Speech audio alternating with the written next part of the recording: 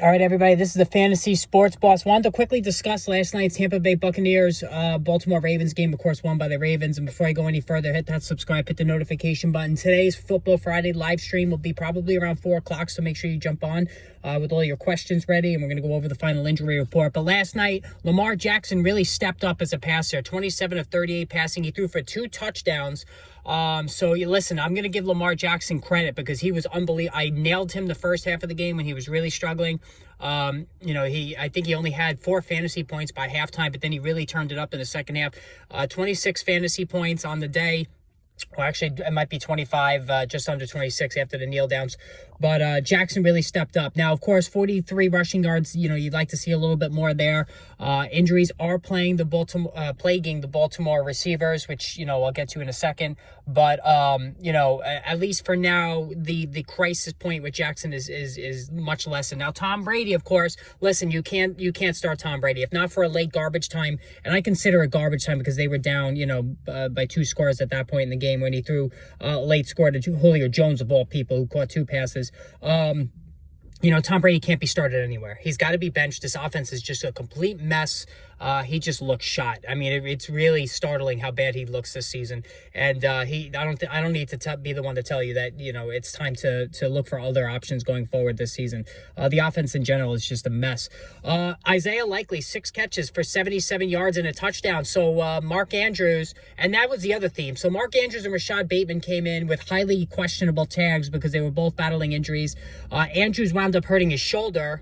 And did not return after catching 3 balls for 33 yards. He was very active early on, caught 2 passes the first 2 snaps. And then Rashad Bateman didn't do anything before he goes out with a foot injury. He's not going to play now probably for another couple of weeks. He's clearly still hurt. So if you rolled the dice with either guy, you got burned. And that's a lesson we got to take going forward, whether it was T. Higgins, Dalton Schultz, Bateman, and Andrews. If a player is highly questionable going into a week, you just got to bench him. There's no 2 ways about it now. This is what you got to do because the chances of re-injury or snap count is just very high there.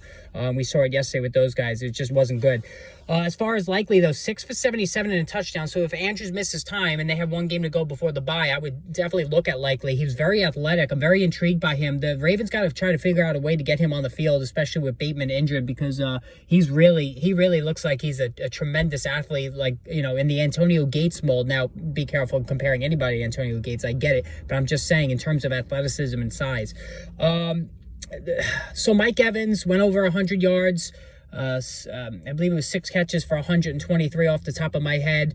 Certainly a good game there. Chris Godwin, just keeps topping out in that 10 to 12, 13 fantasy point range. He has not scored this season. Very frustrating, but he's getting double-digit targets every week. But it's mostly short slants, and he's got to try to create after the catch, and it's just not working in terms of his ceiling. He's got a safe floor, but that ceiling is just not being reached so far with Godwin, and that's certainly disappointing.